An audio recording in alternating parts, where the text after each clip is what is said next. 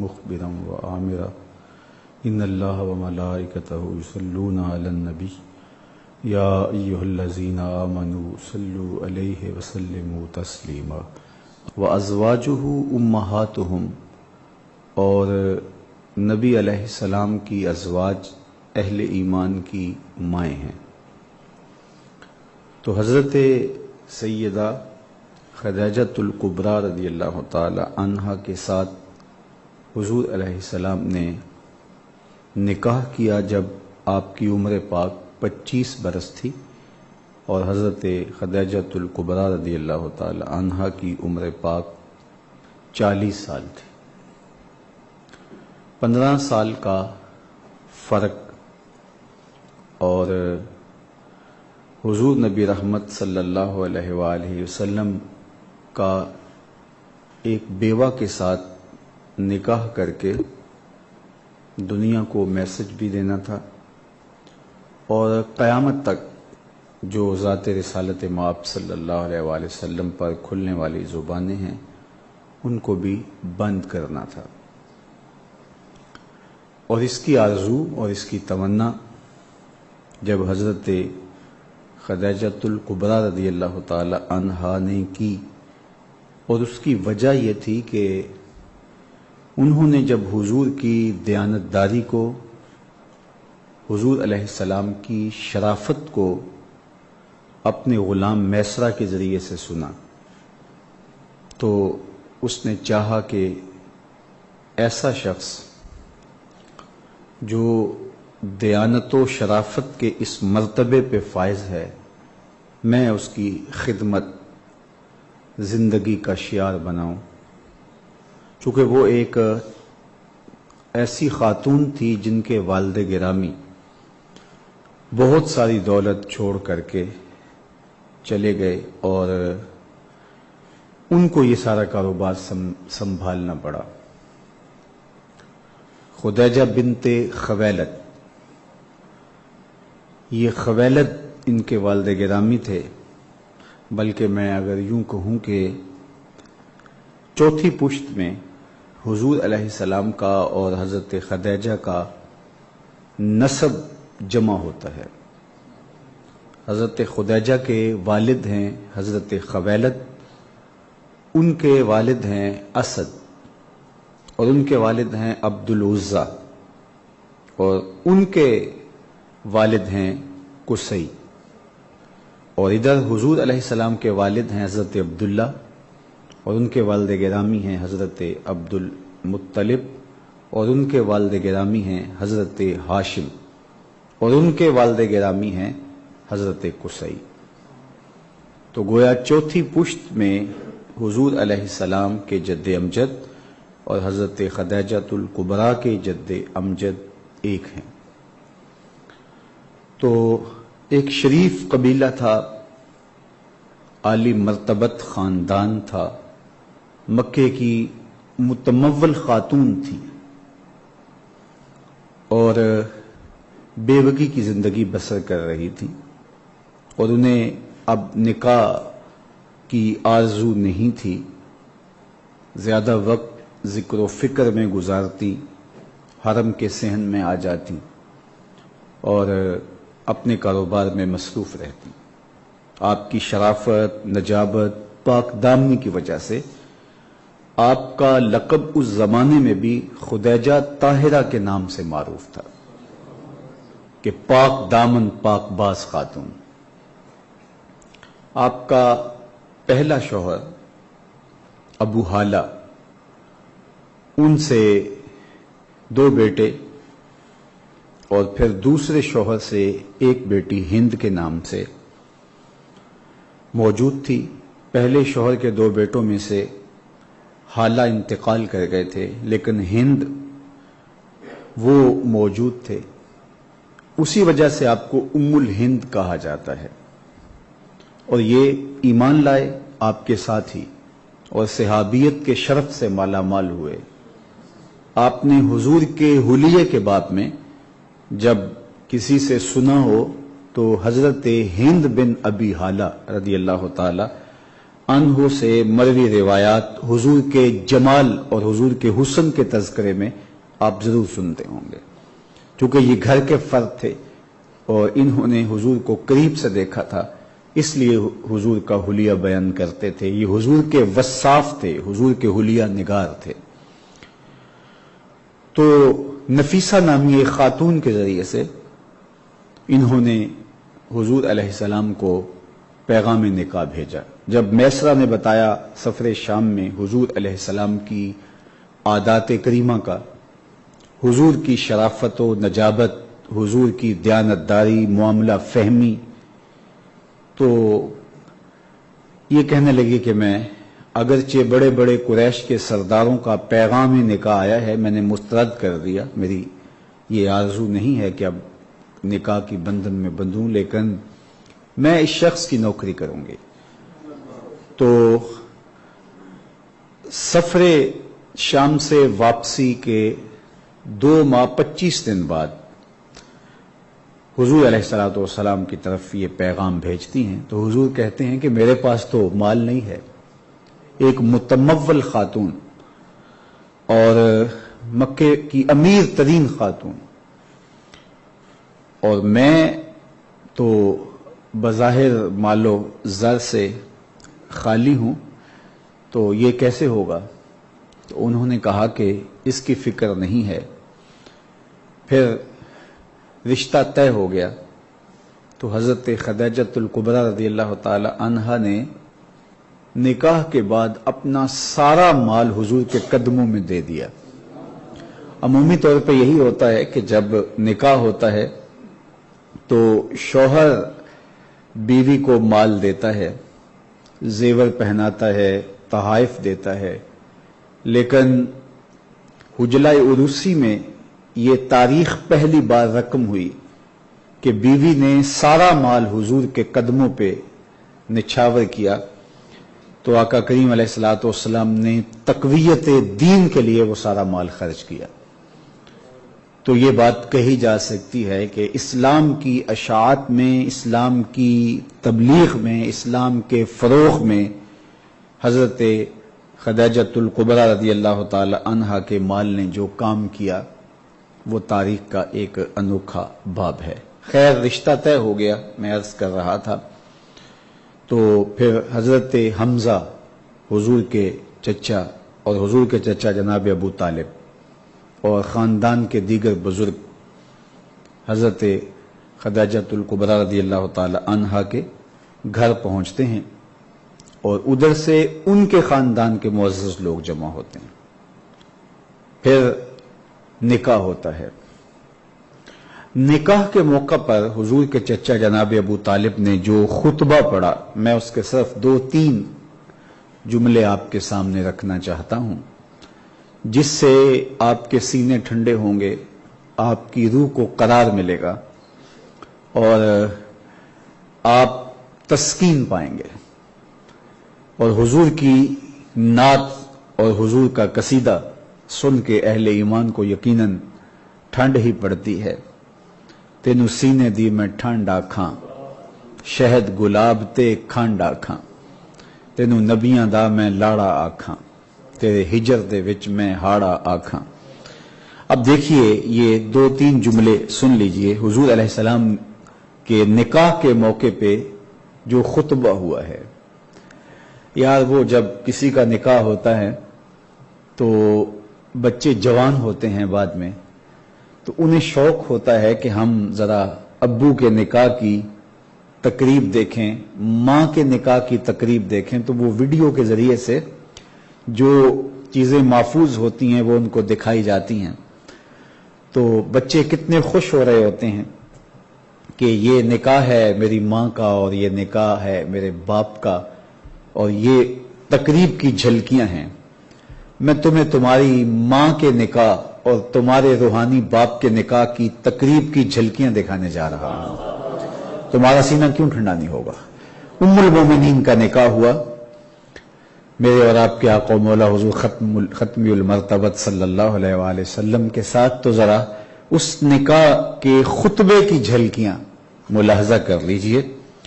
تو حضور کے چچا نے جو خطبہ پڑھا امام صالحی نے یہ ابو الحسین بن فارس وغیرہ سے یہ خطبہ روایت کیا ہے. اس کے صرف 3-4 جملے میں نے عرض کیا تھا. انہوں نے خطبہ پڑھا، اللہ کی حمد بولی اور پھر کہا کہ ہمارا خاندان قریش کتنی عظمتوں کا حامل خاندان ہے، اور پھر اس کے بعد خاندانی وجاہت کو، عظمت کو بیان کرنے کے بعد اب خطبے کا عنوان حضور تک جب پہنچا تو انہوں نے کہا سما انا ابن اخی ھذا محمد بن عبداللہ، کہا کہ اس کے بعد میرا یہ بھتیجا محمد بن عبداللہ لا یوزن بہ رجل بہ شرفا و نبلا و فضلا و عقلا، کہا کائنات کے سارے لوگوں کو لا کے ترازو میں رکھ دو، عقل میں، شرف میں، وقار میں، عظمت میں کوئی شخص بھی اس کے جوڑ کا نہیں ہے. یہ حضور کے نکاح پر حضور کی عظمت کا خطبہ پڑھا جا رہا ہے. کہ اگر وزن کیا جائے تو پوری کائنات کے اندر کوئی شخص اس کے وزن کا آپ کو نہیں ملے گا. وَإِنْ كَانَ فِي الْمَالِ قِلَةٌ، اگرچہ مال ان کے پاس نہیں ہے، لیکن فَإِنَّ الْمَالَ ظِلٌّ زَائِلٌ وَأَمْرٌ حَائِلٌ، اس لیے کہ مال تو ایک ڈھلتا ہوا سایہ ہے اور ایک ختم ہو جانے والی چیز ہے اور نہ رہنے والا ایک سرمایہ ہے جو بالآخر ختم ہو جاتا ہے. لیکن انسان کا شرف، انسان کی عظمتیں دم نہیں توڑتی، انسان کی اقدار دم نہیں توڑتی. تو کہا کہ وہ ہمارے پنجابی میں کہتے ہیں کہ کار نہیں دیکھا جاتا، ور دیکھا جاتا ہے. تو کہا کہ گھر نہ دیکھو، ور دیکھو. کائنات کے اندر کوئی محمد جیسا ہے تو لاؤ. کائنات میں کوئی ایسا نہیں ہے. شان و عظمت کے لحاظ سے، عقل و فہم کے اعتبار سے اور شرف و منزلت کے اعتبار سے، خاندانی وجاہت سے لے کر ذاتی صفات اور کمالات تک کائنات میں محمد عربی جیسا کوئی دوسرا شخص ہی موجود نہیں ہے.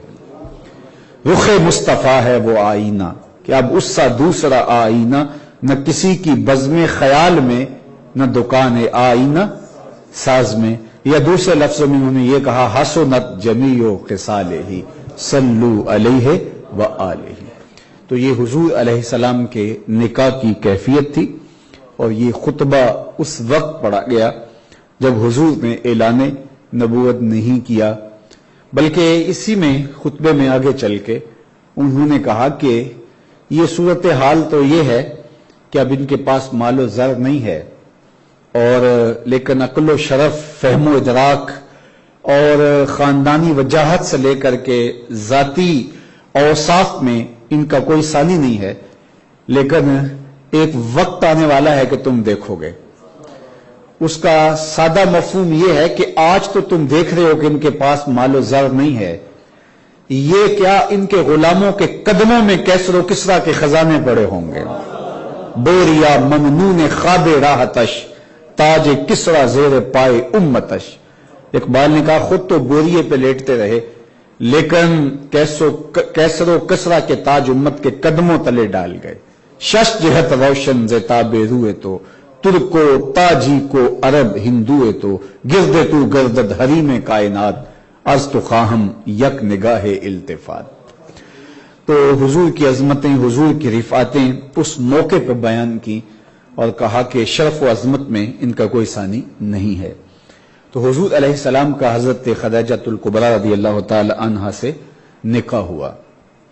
اور یہ بات ذہن میں رکھیں کہ متمول ہونے کے باوجود، ملکہ عرب ہونے کے باوجود، حضرت خدیجہ الکبریٰ رضی اللہ تعالی عنہا نے حضور کی ذاتی طور پہ خدمت کی. اور جس طرح سے حضور کی خدمت کی، میرے رب کو وہ انداز اتنا پسند آیا کہ حضور غار حرا پہ تھے اور دن زیادہ گزر گئے، حضور واپس نہیں آئے. تو حضرت خدیجہ الکبریٰ رضی اللہ تعالی عنہا نے، ام المومنین نے، کوئی کھانا تیار کیا اور برتن میں اس کو رکھا اور سر پہ رکھا اور اپنے گھر سے چل کے 2.25-3 کلومیٹر کا فاصلہ ہے جبل فاراں کا، وہاں تک پہنچی اور پھر اس سامان کو اٹھا کر کے غار حرا کی طرف سفر کیا تو جبریل حاضر خدمت ہوئے اور کہا محبوب آپ کی زوجہ آ رہی ہیں اور ان کے پاس جو برتن ہے اس میں کچھ کھانے کی چیزیں ہیں، آپ کے لیے کچھ تیار کر کے لائی ہیں، تو میں رب کا سندیشہ لے کر آیا ہوں، رب کا پیغام لے کر آیا ہوں کہ جب آپ کی زوجہ آپ کے پاس پہنچے تو رب کا سلام کہہ دینا۔ اور پھر حضرت جبریل نے عرض کی یا رسول اللہ میرا سلام بھی کہہ دینا۔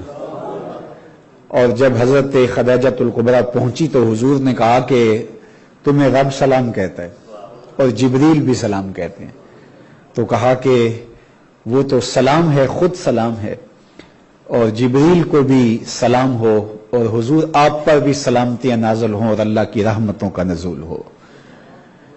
تو اللہ کی رحمات کا نزول ہوتا ہے اور میرا رب رب ہو کے سلام کہتا ہے آپ کو، اس لیے کہ آپ کی ادائیں اللہ کو پسند ہیں۔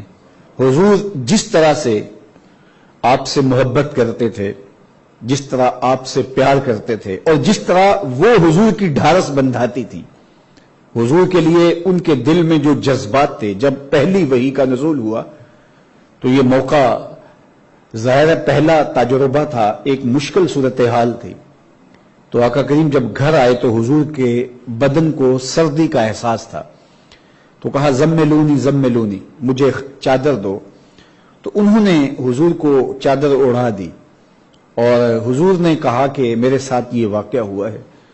تو اس وقت حضرت خدیجہ الکبریٰ رضی اللہ تعالی عنہا نے کیا کہا، وہ لفظ سن لیجئے، اور یہ تاریخ ساز لفظ ہیں، اور پھر حضور کی سیرت کی یہ گواہی کتنی دل آویز ہے، اور پھر گواہی بھی گھر کی خاتون دے رہی ہو۔ وہ کہتے ہیں سارا زمانہ مان لے بیوی نہیں مانتی۔ وہ بات تو آپ نے سنی ہے کہ کوئی شخص تھا بڑا کامل تو سارے لوگ اسے مانتے تھے لیکن بیوی معترض رہتی تھی، تو اس نے ایک دن سوچا ذرا اس کو بھی دکھاؤں کہ میں کیا ہوں، تو وہ پرواز کرتا ہوا گھر کے اوپر سے 2-3 چکر کاٹ کے کہیں اترا اور پھر واپس گھر آیا تو بیوی نے یہ منظر دیکھا تھا تو کہنے لگی تو اتنا بڑا بنا پھرتا ہے، اللہ کا ولی تو میں نے آج دیکھا ہے۔ وہ فضاؤں میں پرواز کر رہا تھا تو اس نے ہنس کے کہا وہ میں ہی تو تھا۔ کہا اچھا اسی لیے ٹیڑے ٹیڑے اڑ رہے تھے۔ تو کہتے ہیں سارے مان جائیں تو گھر والی نہیں مانتی، لیکن میں آپ کو جو بتانے لگا ہوں یہ گواہی گھر والی کی ہے۔ کائنات کے اندر آپ کو اتنی خوبصورت گواہی کہیں نہیں ملے گی جو حضور کی گواہی حضور کی زوجہ محترمہ نے دی، اور سب سے پہلے حضور پر ایمان لانے والی بھی حضور کی بیوی تھی، حضور کی زوجہ محترمہ تھی۔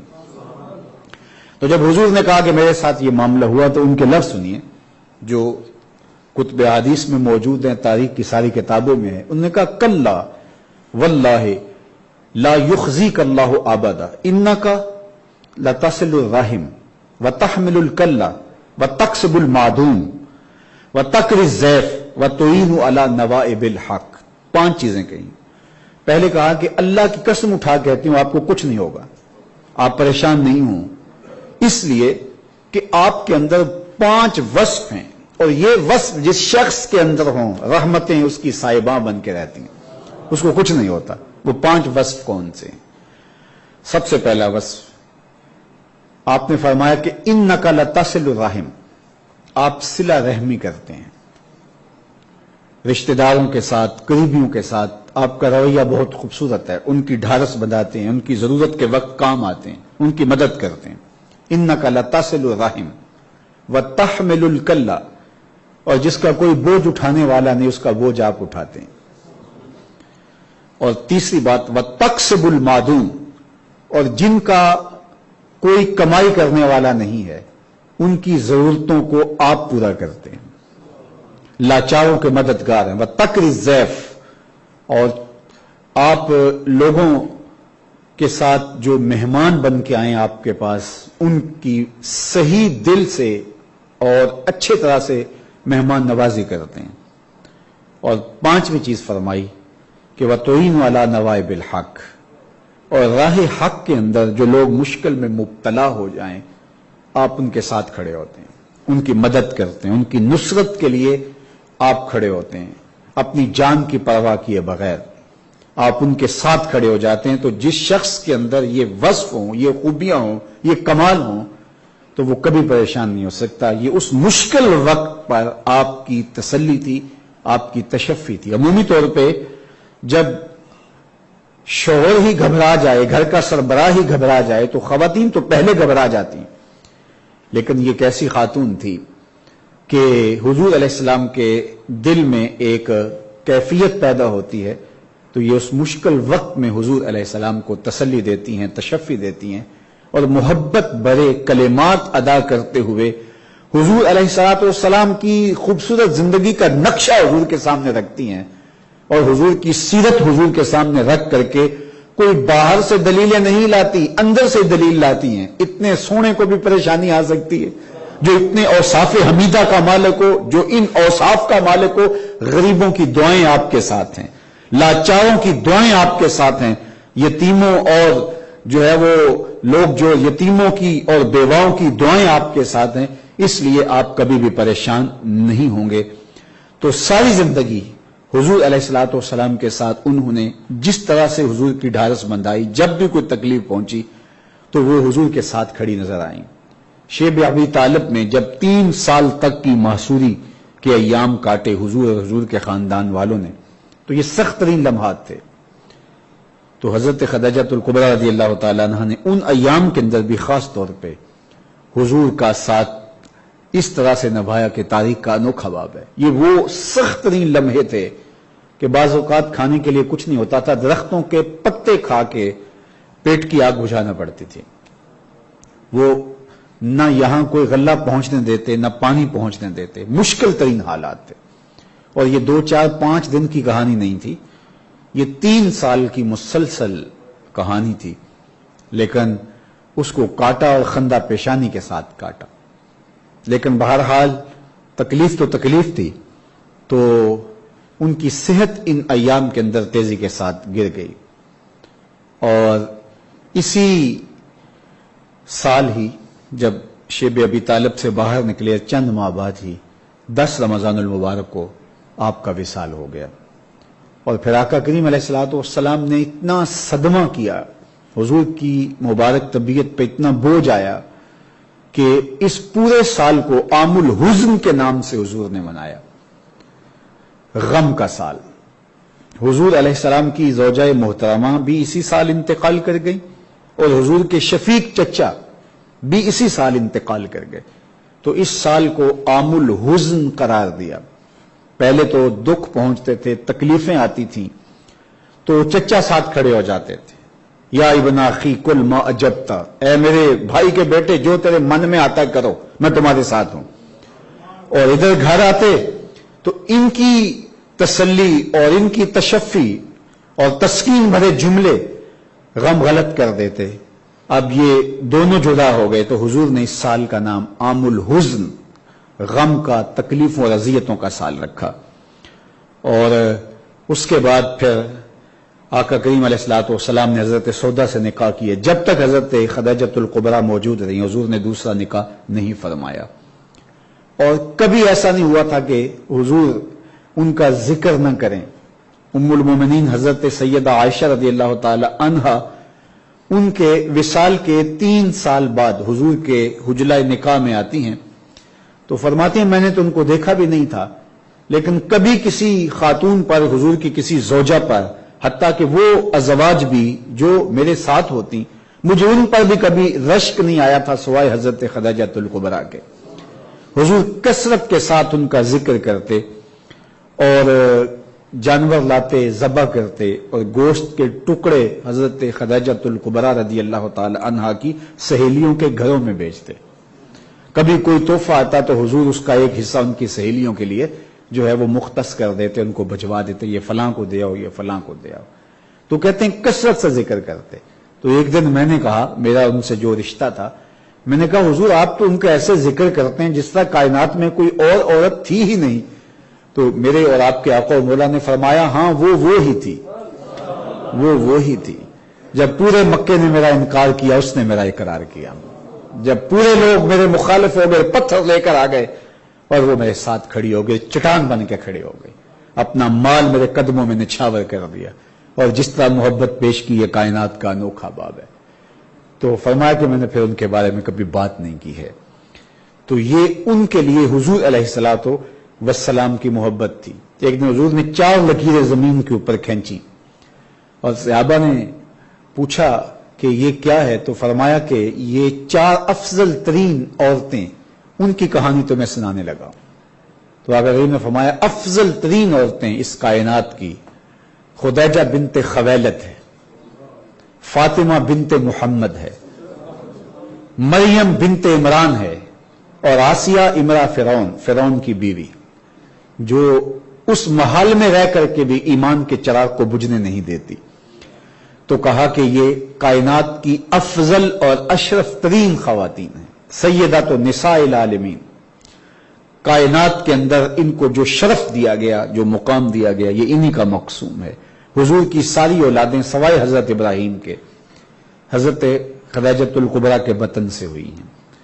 حضرت ابراہیم مدنی زندگی میں حضرت ماریہ قبطیہ ام المومنین سلام اللہ علیہا کے بطن سے ہوئے، اور باقی حضور کے 2 صاحبزادے حضرت قاسم، جن کے نام کی وجہ سے حضور کی کنیت ابو القاسم ہے، اور حضور کے دوسرے فرزند حضرت عبداللہ، جن کو طیب و طاہر بھی کہا جاتا ہے، یہ دونوں بچپن میں انتقال کر گئے۔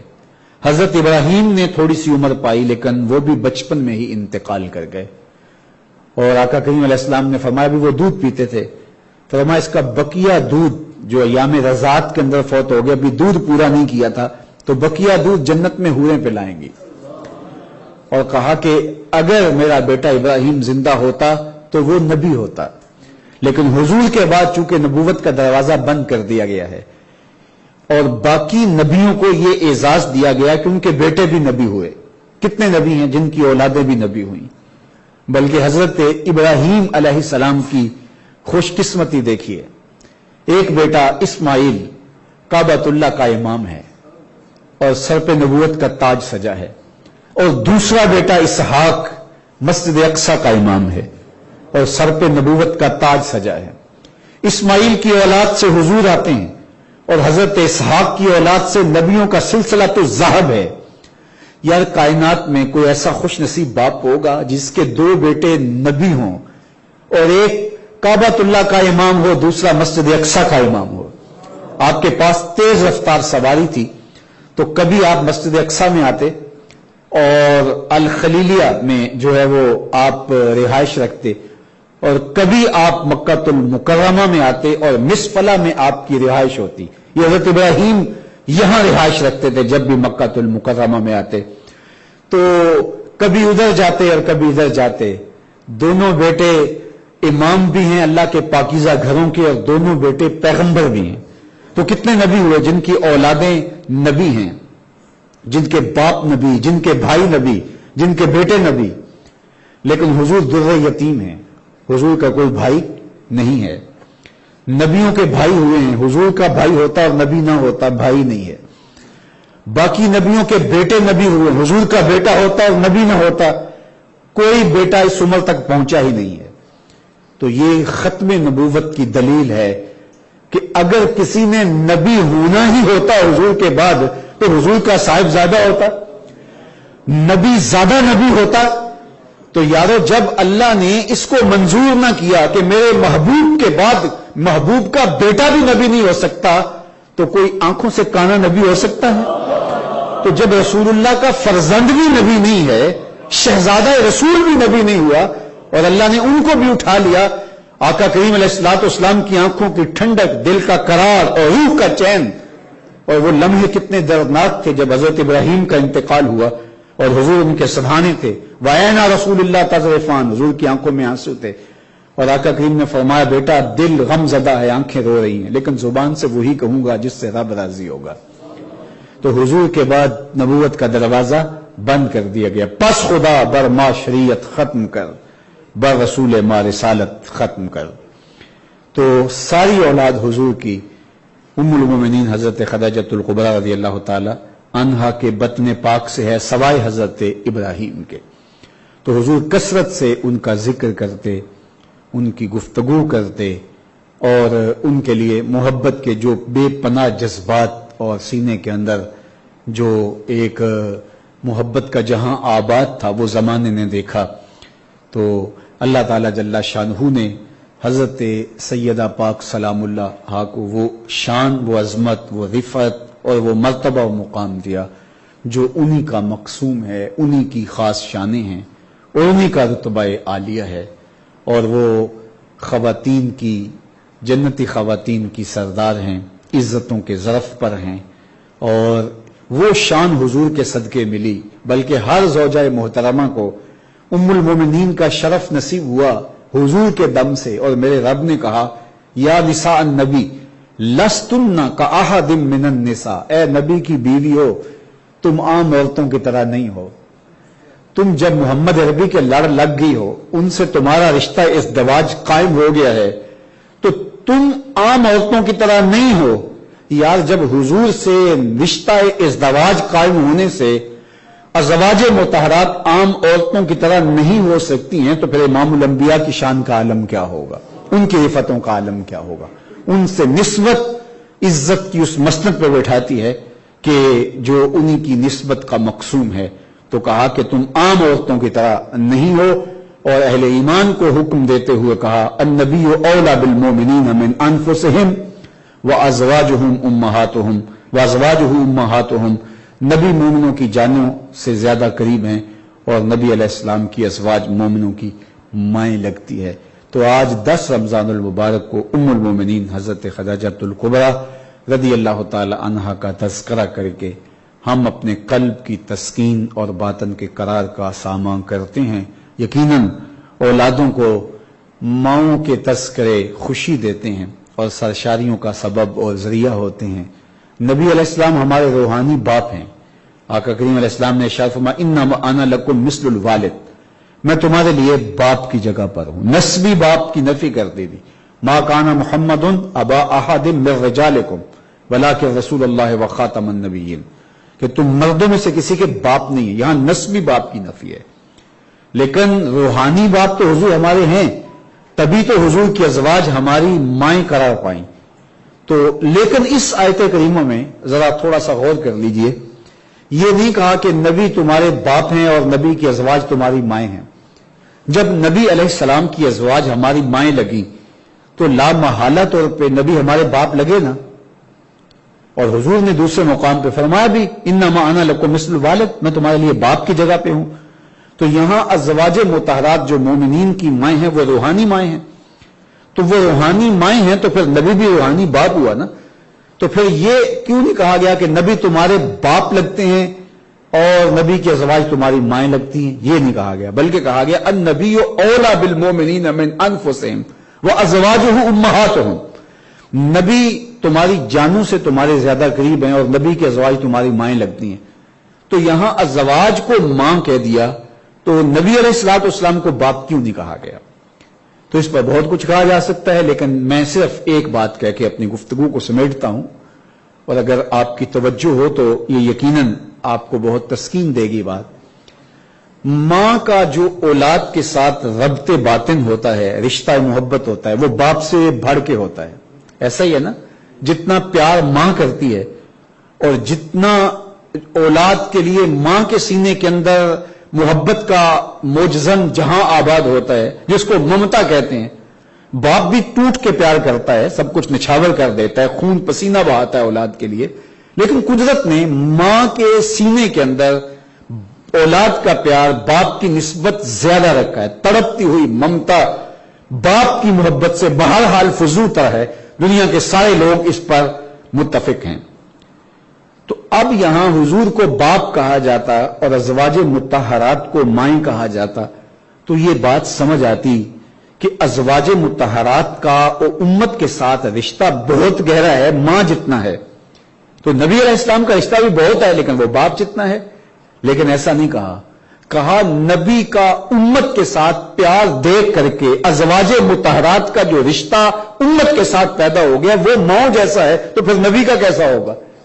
تو یہاں باپ کا نہیں کہا بلکہ کہا النبی اولا بالمومنین، بلکہ جو ازواج مطہرات ہیں وہ تو ماں کی جگہ پہ آ گئی، تو نبی باپ کی جگہ تو ہے ہی ہے، لیکن نبی کے امت کے ساتھ پیار کو دیکھ کر ماں جتنا پیار تو ازواج مطہرات تم سے کرتی ہیں، رہا نبی تو کہا باپ کیا اولا بالمومنین من انفسہم، وہ اپنی جانوں سے خود اتنے قریب نہیں ہے جتنا نبی ان کے قریب ہے، یعنی جانوں سے بھی زیادہ قریب ہے، باپ سے بھی کہیں بڑھ کر نبی کا رشتہ ہے امت کے ساتھ۔ اس لیے میرے اور آپ کے آقا مولا نے فرمایا کہ تم میں سے اگر کوئی شخص فوت ہو جائے تو وہ وراثت چھوڑے تو وہ اس کی اولاد کی ہے، لیکن اگر فوت ہو جائے اپنے صحابہ کو فرمایا اس کے اوپر قرضہ ہو اور وہ نہ دے سکے تو فرمایا وہ میرے اوپر ہے، میں دوں گا، اس لیے کہ جو ہے النبی اولا بالمومنین من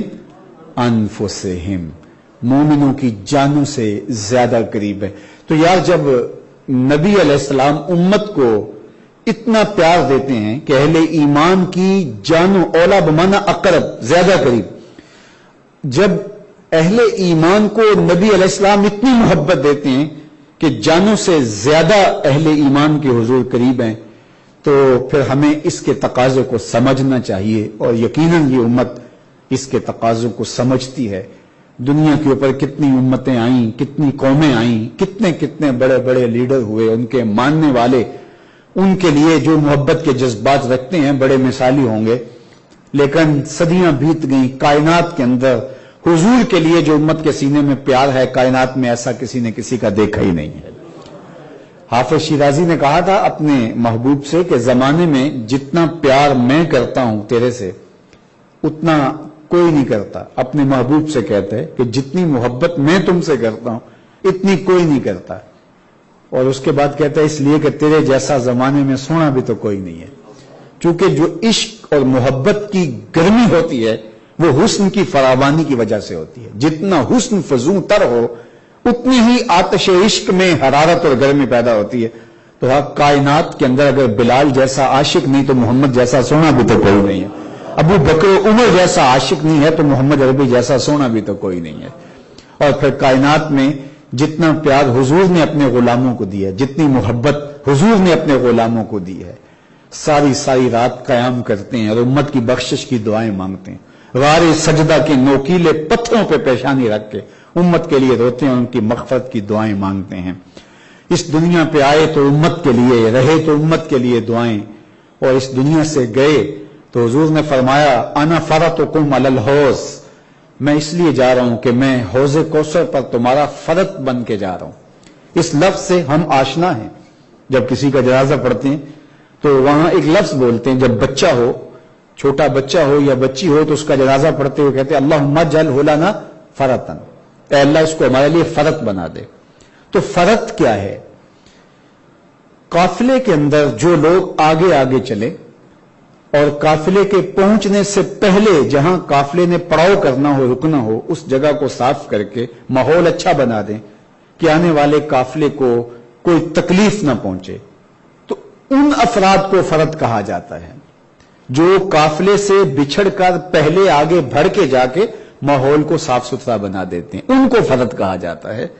تو میرے حضور نے فرمایا کہ میں پہلے اس لیے جا رہا ہوں کہ وہاں حوض کوثر کے جام بھر بھر کے رکھ دوں گا، میری امت آئے تو ان کو تکلیف نہ پہنچے۔ تو میرے اور آپ کے آقا و مولا ہمارے لیے فرط بن کے جا رہے ہیں، دنیا میں بھی رہے تو برکتوں کی ضمانت رہے، اور آخرت میں بھی گئے تو ہمارے لیے وہاں اللہ سے رحمتیں مانگ رہے ہیں۔ اللہ ہمیں حضور کی وفا کا نور عطا کرے، ہمارے باطن کو ستھرائی دے، پاکیزگی دے، روشنی دے، ہم سب کو اپنی پناہوں کے نور میں رکھے۔ وآخر دعوانا ان الحمدللہ رب العالمین۔ الحمدللہ رب العالمین والصلاة والسلام علی اشرف الانبیاء والمرسلین۔ اللہ اٹھے ہوئے ہاتھ کبھی بھی خالی نہ موڑنا، پھیلی ہوئی جھولیاں ہمیشہ اپنی رحمتوں میں، کرم نوازیوں میں، اپنی خاص عنایتوں سے بھر دینا۔ تو کریم ہے، ہم تیرے عاجز ناتواں کمزور بندے، ہم سب کے حال پہ رحم فرمانا، ہم سب کے باطن ستھرے کر دینا، ہم سب کے خیالوں کو پاکیزگی دینا، سوچوں کو عفت عطا کرنا۔ اللہ ہمارے اندر کے سارے عیب، نقص، کمزوریاں اپنے کرم سے دھو ڈال، ہمارے نامہ اعمال کی سیاہیوں پر عفو و کرم کا قلم پھیر دے، ہمارے باطن ستھرے پاک اور عفیف فرما دے۔ اللہ میرے وطن کی خیر فرما، اللہ میرے ملک کو امن عطا کر دے، یہاں بیماریوں کو دور فرما دے۔ پوری دنیا کے اوپر جو وبائیں پھیلی ہیں اپنے کرب سے اللہ اپنے فضل اور کرم سے ان کو بہت جلد دور فرما دے، پوری دنیا کی رونقیں بحال فرما دے۔ اللہ اپنا خاص کرم فضل ہم سب کا مقسوم کر دے، جتنے لوگ دور و نزدیک سے آئے ہیں اور جتنے لوگ میرے مالک پوری دنیا کے اوپر بیٹھ کے اس نشست میں شریک ہوئے اور دعا پر آمین آمین پکار رہے ہیں، اللہ ان سب کی دعائیں مستجاب فرما، جو دعائیں ہیں، جو آرزویں ہیں، جو تمنا ہیں اپنے کرم سے قبول فرما لے۔ صلی اللہ تعالی علیہ